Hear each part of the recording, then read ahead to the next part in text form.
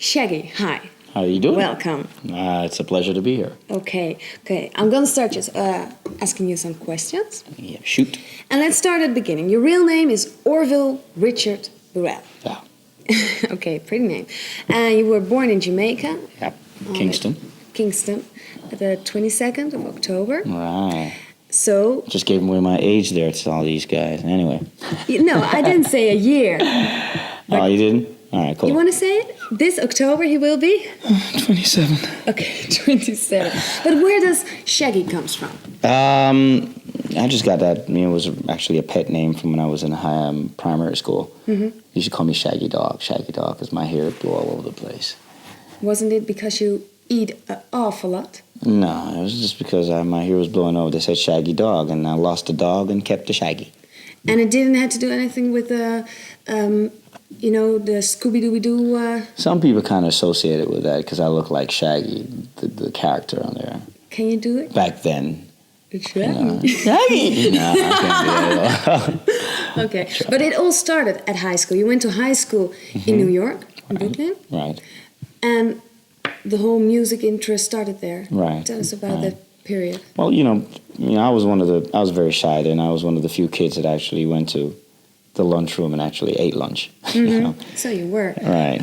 A hungry type. Yeah, I was a nerd. So the principal office was not one of your favorite places? Nah, I wasn't there at all. They used to have the little cliques. You have like your Jamaican clique and your Trinidadian clique and, your American clique. And they just sit in certain little corners. In the Jamaican corner, I would just sit there and chat lyrics or make rhymes off the top of my head, and they'll beat the bench and make a beat. And I would just do it, and they'd just love it. And you just come with a new one every day. Yeah.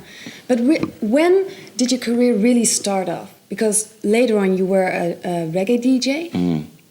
Well, I really considered this as a career after Old Carolina. Mm-hmm. Before that, this is a hobby turned into a career. I was in the military while I was making most of these records, and I came out and I did Carolina, and it just blew up. And after that? After that, I got a deal, and I say, well, I guess I got a career, really. But the DJing was before Old Carolina? Yeah, the DJ was before. This was all a hobby. It was nothing like it was paying my bills or anything. This was just something I liked doing, and I did it. You made a song that was called Mampy or something. Yes. Tell me about that. Well, Mampy is in Jamaica is a word for saying, she's an overweight lover. Yeah. Somebody that's fat or obese or whatever. I just make fun of it, saying, she has to grease her thighs to get through the door, stuff like that. You know what I mean? But it was a real topper in the U.S. charts. Yes, in the reggae charts. In the U.S. reggae charts, it went straight to one, and I got a lot of controversy. Yeah, a lot of controversy on it, and it was just a fun song. I'll talk about it just as much as I talk about a skinny person turning sideways and disappearing. It's the same thing, just make it fun. Okay, let's talk about your favorite video at the moment. Yes. What's it? I think it's Till Water Runs Dry. Why? It's Boyz II Men. Boyz II Men, yeah. I think it's, sometimes a lot of people try to put a lot of effects in videos and everything. I think this was very simple, and sometimes simplicity is best, and it was just simple and to the point and very tasteful, and that's why I like it. Have you met Boyz II Men once? I haven't met any of these guys, no, not at all. I've seen them, but not personally introduced to them, no. Okay. You may announce that video if you like, here on TMF, the Music Factory. All right, on TMF, the Music Factory, here is Boyz II Men, Till Water Runs Dry. Check it out. In '88, you went to the U.S. Marines. Right. And in the first place, you didn't thought that it was going to be like it was. No, I thought it was, summer camp. Summer camp, yeah. Something like that, really. But then?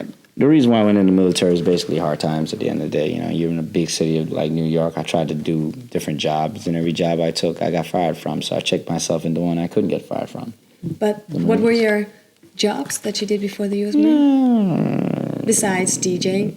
McDonald's here, got fired from that. Did, was it 21 Baskin Robbins, something like that. Little jobs, But you went to the Gulf. I went to the Gulf, yes. Tell us about that. Well, some people do 20 years in the military. Some even do 30 years and never go see combat. I do 4, and and right up in the day. Right away. But Go and fight, Shaggy. everything's for a reason, and if I had to do it over again, I probably would. I did a lot of growing up in the military, and especially in the Gulf War, and made me wake up and see a lot of things. And it's not the most wonderful experience, but you know what I'm saying, it's just part of life, and you just deal with it. Isn't it so that you're technically still a soldier? Technically, yes. I have about a year left, really.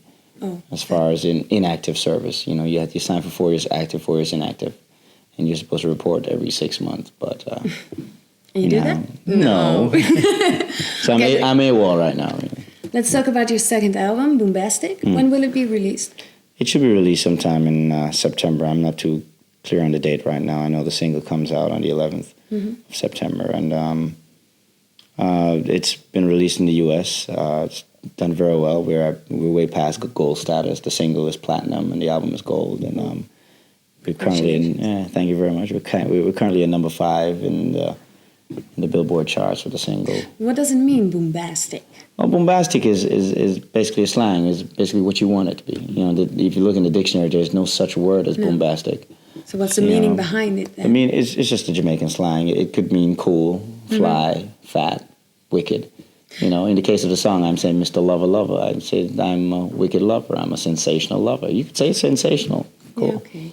And what can we expect from the album, the different numbers? Well, the album within itself is basically, I like to call it a melting pot, because it's an album jam-packed. Right, it's really an album filled with a lot of cultural differences in there. I try to blend everything. I have a little hip-hop mixed with reggae, a little jazz mixed with reggae, a little R&B mixed with reggae, a little rock steady with reggae, a little pop with reggae. So every sort and type of music with a reggae.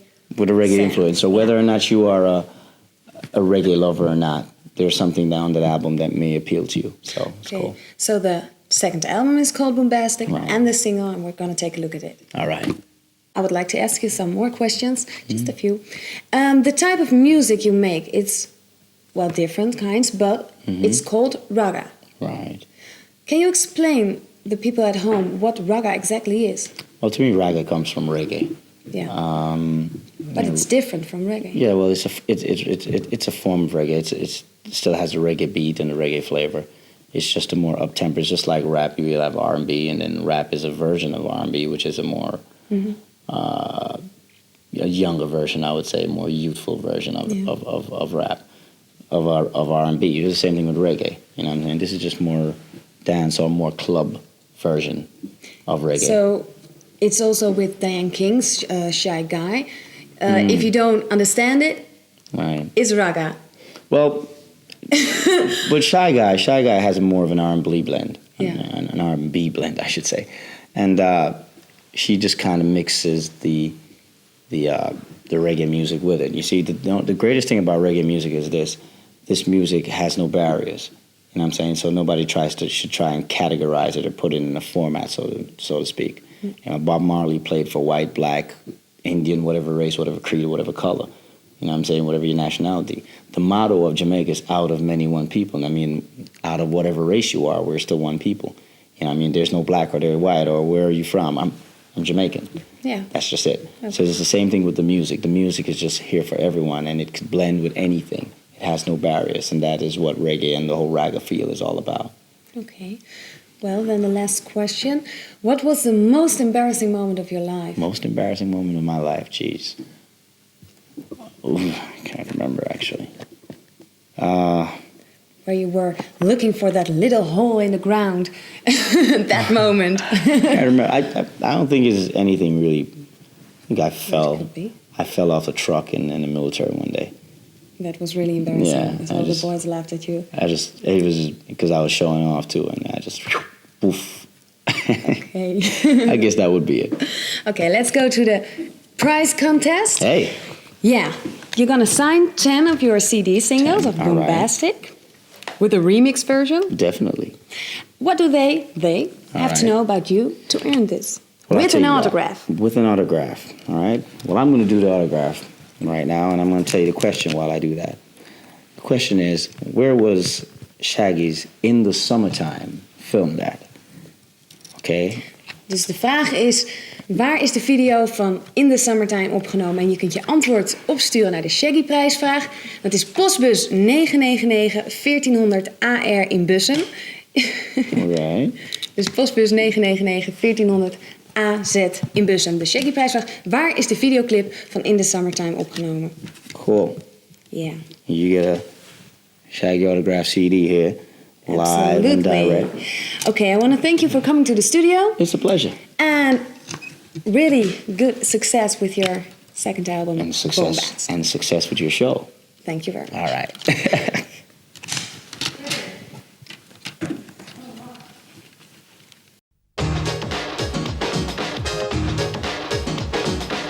This is the Music Factory.